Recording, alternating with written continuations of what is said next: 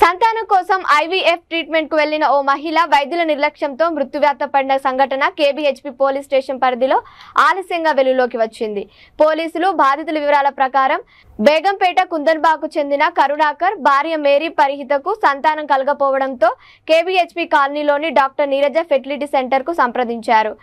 IVF treatment అందిస్తూ doctor నీరజవల్లి గత నెల 31వ తేదీన ప్రసాద్ ఆసుపత్రిలోని ఆపరేషన్ థియేటర్లో ఐవీఎఫ్ ప్రక్రియ ఉంటుందంటూ చికిత్స మొదలుపెట్టారు. పరిణితికి హార్ట్ అటాక్ వచ్చిందని చికిత్స కోసం మరో ఆసుపత్రికి తరలించాలని నర్స్ చెప్పడంతో హుటాహుటాగా హైటెక్ సిటీలోని యశోద ఆసుపత్రికి తరలించగా చికిత్స పొందుతూ మృతి చెందింది.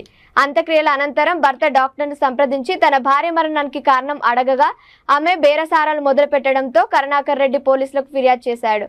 కేసు నమోదు చేసుకున్న పోలీసులు పూడ్చిపెట్టిన మృతదేహాన్ని వెతికి తీసి గాంధీ ఆసుపత్రి వైద్యులు శవ పరీక్ష నిర్వహించారు. పోస్టుమార్టం రిపోర్ట్, మెడికల్ ఫైల్స్ ఆధారంగా దర్యాప్తు చేస్తున్నామని కేపీహెచ్పీ సీఐ తెలిపారు.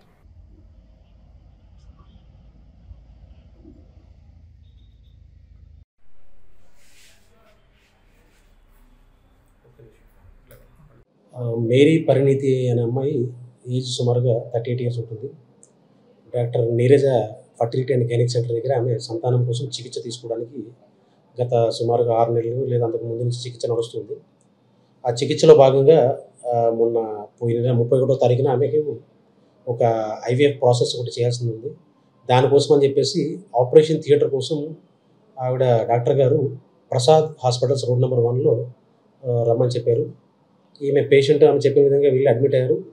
సో మధ్యాహ్నం తర్వాత ప్రాసెస్ స్టార్ట్ అయింది.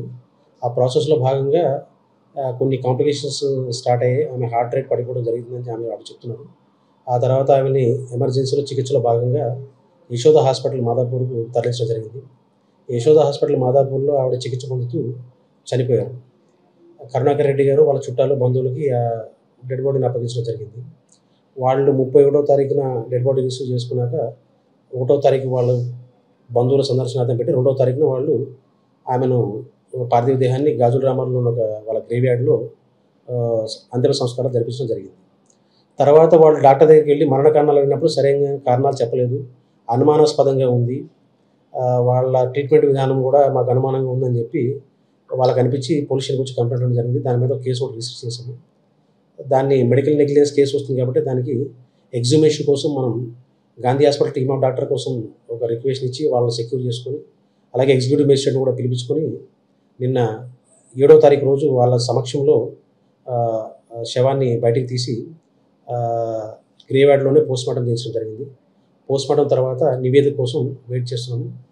పోస్ట్మార్టం డాక్టర్ల టీమ్ ఆఫ్ డాక్టర్స్ నివేదిక వస్తే దాన్ని బట్టి దాని మీద ఆధారాలను బట్టి మరియు ఎగ్జామినేషన్ విట్నెస్ని బట్టి కేస్ ఫైల్స్ అండ్ ఏమైతే ట్రీట్మెంట్ చేస్తారో వీటన్నిటి మీద మనం ఒక నిర్ణయం తీసుకొని మెడికల్ నెగ్లిజెన్స్ ఇందులో ఉందా లేదా భాగంగా ఏం జరిగింది అనేది కేసు ఫర్దర్ ప్రోగ్రెస్ కావడం జరుగుతుంది.